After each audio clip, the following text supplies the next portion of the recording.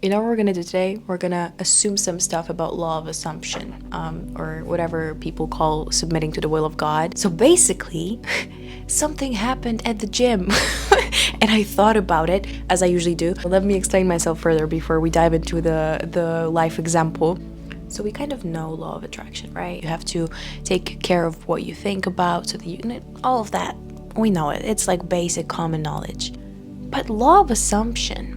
So you predict things all the time, whether you know it or not. You are in a situation and you predict your life to go in a certain direction. That's why you get sad sometimes, because you're like, I'm so tired. And instead of just being tired and letting that soreness of your soul and emotional body be there for a second and peacefully breathe into it, as a human being was designed to go through tired moments, you choose to predict that this is something wrong. Like, you choose to predict that this is going to last, that it's going to leak into your week, your next day, into your future. Like, you're predicting something negative from this one singular experience or from the nature of the present moment. Okay, I was at the gym, and there was this girl working out in the same room with me. It was the weightlifting specimen of a woman. So I'm a bit intimidated, but I feel like it's a primal instinct to feel threatened in a room with someone who is clearly disciplined, knowledgeable, and consistent within the discipline that you are underqualified in. You know what I'm saying? So that's how my body reacted. Nevertheless, I think she was doing ab workout on the dip machine, and I was trying not to crush my skull on a bench next to her. And as she's doing that, I'm overly conscious of every move that I make. I'm overly conscious of the technique, of the surroundings, of my thoughts, of her possible thoughts, of every micro expression of her legs touching her chest as she crunches, you know? If you're used to operating in this excessively complex mental state, you know exactly what I'm talking about. Because while you're in that state of overthinking, your prediction is someone is judging me. And that's so unnecessary. Why do you need that thought? Where is it leading you? What is the trajectory of your movement? How does it affect you positively? It literally shifted the trajectory of my workout. It influenced the way I felt. It influenced the way I moved even. So I thought, and I decided to shift my prediction and not really feed the expectation of judgment. Instead, I just moved on with my workout, and I made small talk with her.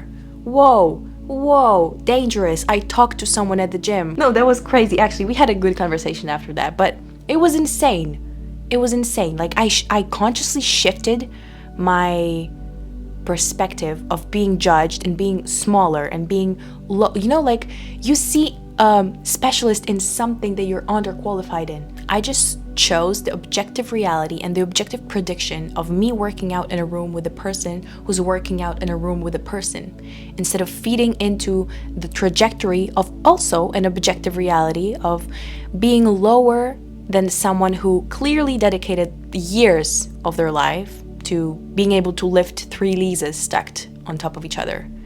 That's an objective reality. That's the truth. I'm not going to be delusional and say that I could do the same. No. But you don't have to feed every prediction in your mind. You can choose predictions, and that will shift your trajectory of movement. And that's how it influenced my workout. How about all the decisions that we make, all the predictions, all the subconscious beliefs that we choose to feed our minds that shift the trajectory of our entire lives? A whole timeline shifts because of the prediction that you choose, or because of the prediction that you choose not to notice. Every law of assumption video that I watched was like, I'm not saying that I'm super like non-materialistic and just talking about mental states and your emotions and important things, but every video, genuinely every video that I ever came across around this topic was like, assume that you are a millionaire and you're going to attract money. That kind of thing.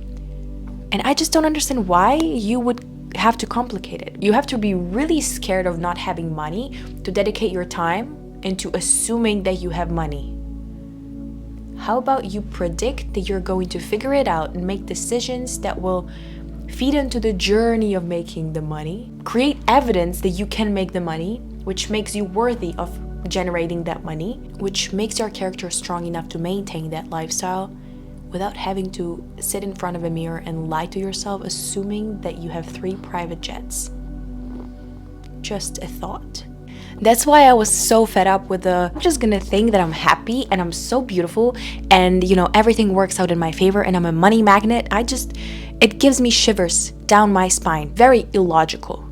Not that I'm very rational, because I often talk about very weird things, but sometimes you just need to be a little bit more relaxed and real, a little bit less fear, less thoughts, just more really letting go and relaxing into God's lap, Just like the natural state of being. I feel like our natural predisposition was to be a winner. And because somewhere deep, deep, deep in our DNA, it's coded that, I have the potential to achieve this, we are afraid of winning. We're not actually afraid of losing. The ego part of you is afraid of losing. We were supposed to be confident. We were supposed to be chill. We were born chill, unless you were bullied since you were born. But we were born confident in whatever we brought to the table. That's what I truly believe. Even if you were born shy and awkward, you were confident in that awkwardness. No one told you that it was wrong. I mean, the innate predisposition was to act confidently in whatever vibe you bring. The most mature thing you can do is just control your thoughts. Get sovereignty of your mind. Just get it back. Be chill again. I predict that you like this video, so I hope that you predict to hit the like button so that we can hopefully create more positive predictions in the future together. We're like this.